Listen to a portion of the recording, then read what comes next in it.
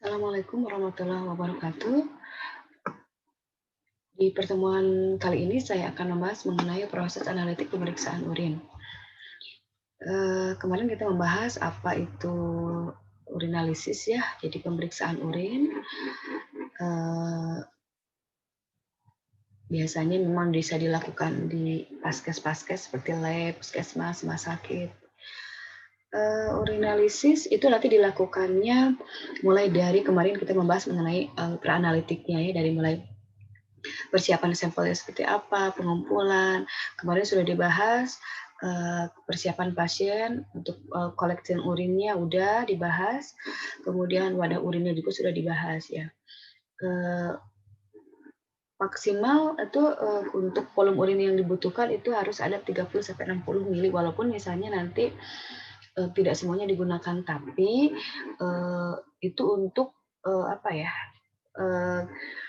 persediaan pemeriksaan yang dikhawatirkan nanti bisa aja di labnya terjadi atau dibutuhkan untuk validasi. Ya, sehingga memang harus dibutuhkan cukup banyak, maksimal 60 mili.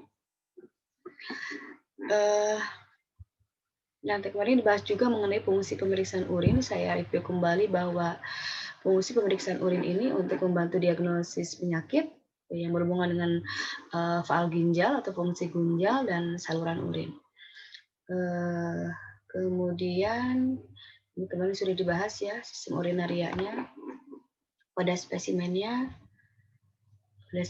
digunakan urin umumnya memang bisa berupa gelas atau plastik. Biasanya plastik, kalau gelas dikhawatirkan pecah sih. Jadi kebanyakan memang setiap lab atau rumah sakit itu menggunakan plastik yang transparan, bertutup ulir, bermulut besar atau lebar. Nah, dalam tahap analitik pemeriksaan urin itu ada 3 yang nanti dibahas. Ada pemeriksaan makroskopis atau pemeriksaan fisik urin, mikroskopis, dan kimiawi. Ya. Untuk pertemuan kali ini saya akan membahas mengenai makroskopis atau fisik urinnya. Nah, pemeriksaan makroskopis urin itu apa aja? Yang pertama ada volume urin. Ya. Volume urin ini salah satu pemeriksaan yang digunakan untuk mengetahui fungsi ginjal, ya, karena untuk mengetahui volume harian dari urin si pasien, dan dari sana nanti kita bisa menginterpretasi gambaran dari fungsi ginjalnya. Penentuan volume urin memerlukan pengumpulan sampel dalam jangka waktu tertentu.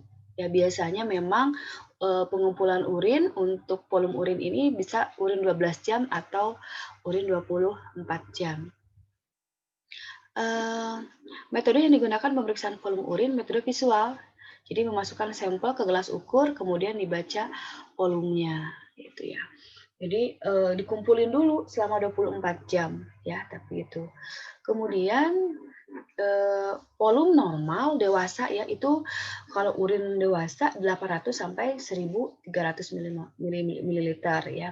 Kalau misalnya nanti dalam pengumpulan urin selama 12 sampai 24 jam itu kurang dari 2.000 mili, maka lebih dari 2.000 mili, maka diinterpretasikan sebagai poliuria.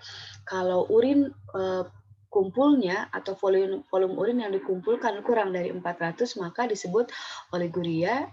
Kalau kurang dari 200 atau jumlah urin sangat sedikit, itu disebut anuria.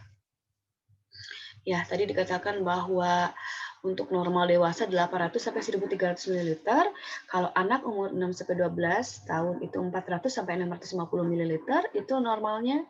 Kalau untuk umur 1 sampai 6 tahun itu 200 sampai 300 ml. Ya. Nah, ini juga harus diketahui, harus dicek juga berhubungan dengan asupan makanan atau minuman ya, dan juga pengaruh dari hormon si pasiennya. Tadi ini keterangan mengenai apa itu oliguria, poliuria, dan anuria. Oliguria ini kalau lebih dari 500 mili atau lebih dari 400 sebenarnya sudah bisa, itu lebih dari 400 itu dikatakan oliguria. Penyebabnya apa saja? Yang pertama ada dari prarenal, bisa dari tekanan darah yang rendah, shock, perdarahan, kurang cairan. Kalau memang penyebabnya adalah renal atau ginjal itu sendiri, bisa karena nekrosis dari tubula akut atau keracunan senyawa tertentu, atau penyakit vaskular ginjal. Kalau postrenal atau pos ginjal itu ada batu ginjal ataupun tumor dan pembesaran prostat. Sedangkan untuk poliuria itu yang eh, apa urinnya yang lebih dari 2000 ya di sini. Jadi ada sumber yang mengatakan kalau tadi yang oligouria itu kurang dari 400 atau juga kurang dari 500. Poliuria memang itu harus yang lebih dari 2000 itu karena terlalu banyak ya. Penyebabnya ada kemungkinan ekskresi zat terlarut itu berlebih. Ya, keluarnya air dan polon terlalu banyak ya.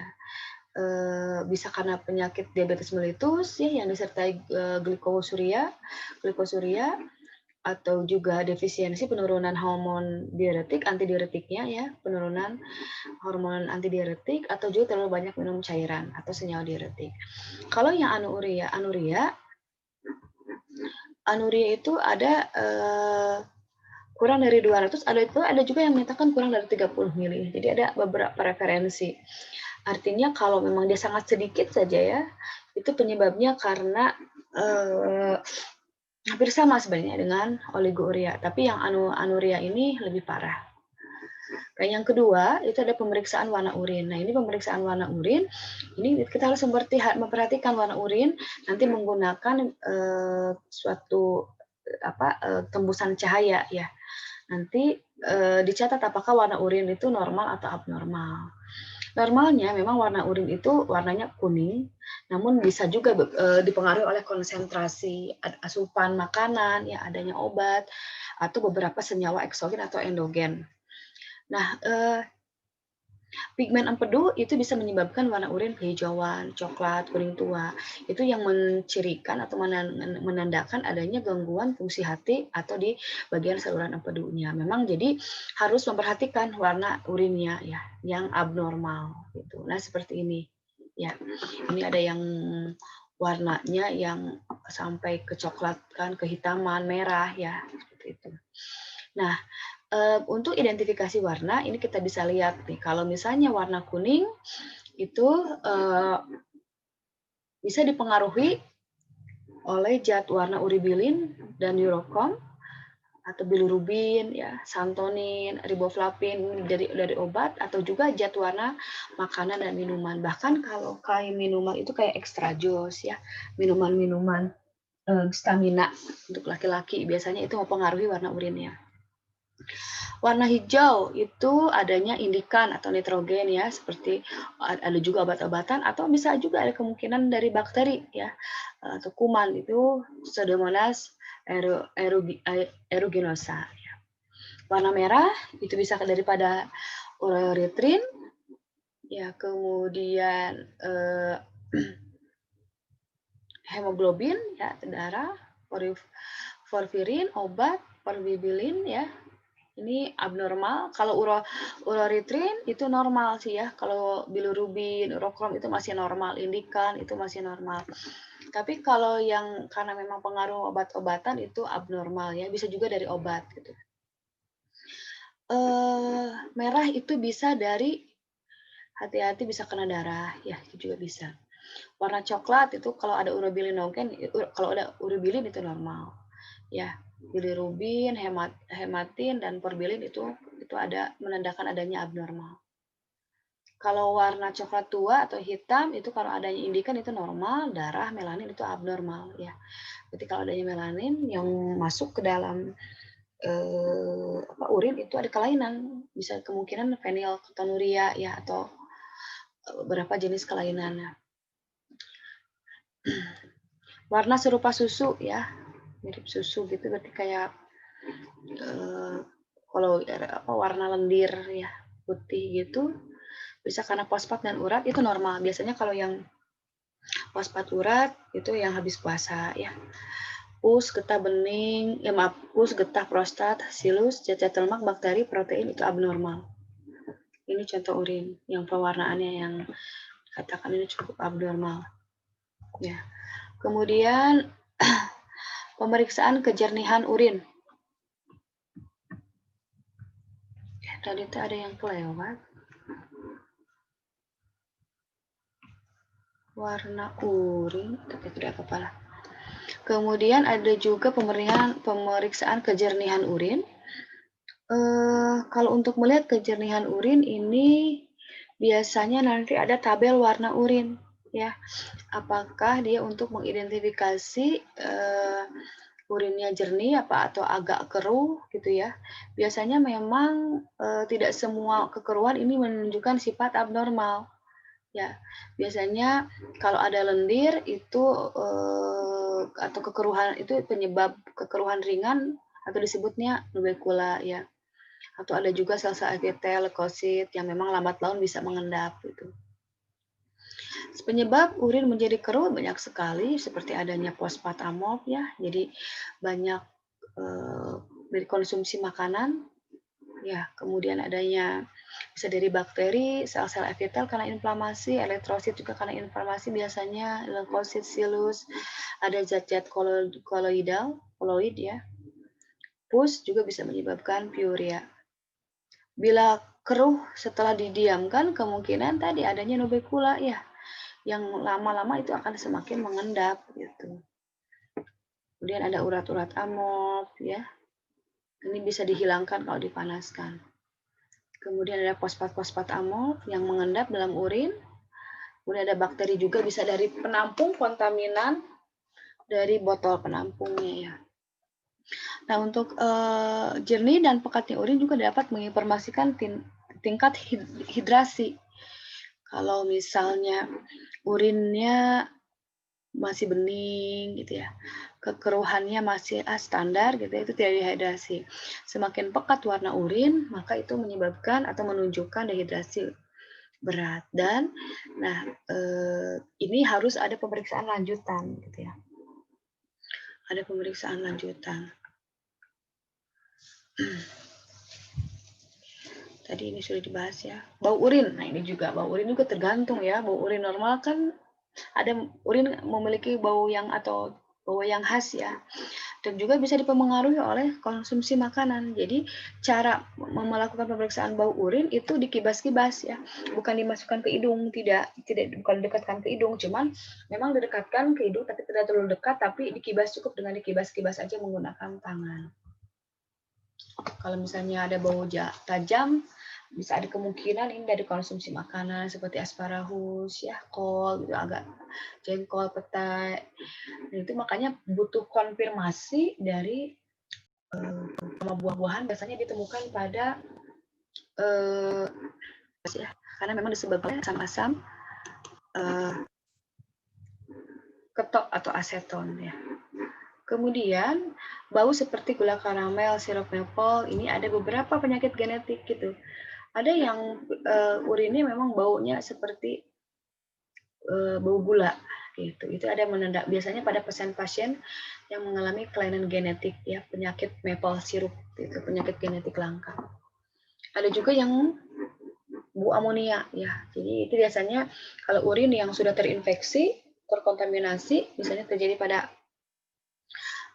infeksi ya, bisa tercium bau amonia, atau juga karena memang terlalu lama didiamkan si urinnya, jadi dia tanpa pendingin gitu ya, tanpa pendingin, tanpa pengawet bisa menjadi bau busuk seperti dekomposisi bakteri ya, pengumpulan bakteri.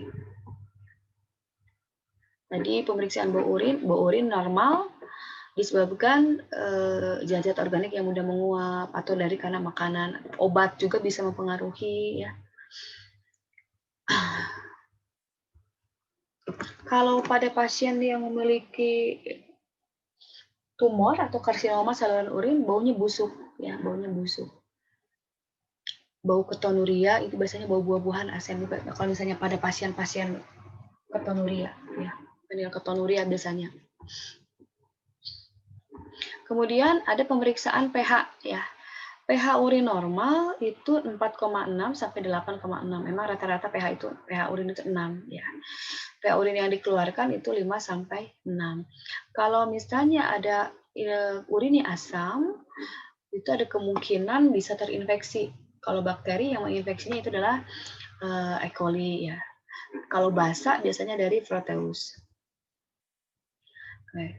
Bisa juga karena pengaruh dari obat-obatan, ya penyakit asidosis sistemik bisa mempengaruhi. Cara pemeriksaan pH urin bisa menggunakan kertas lakmus ya, kemudian atau menggunakan lakmus merah. Kalau yang asam maka lakmus merah tetap asam ya.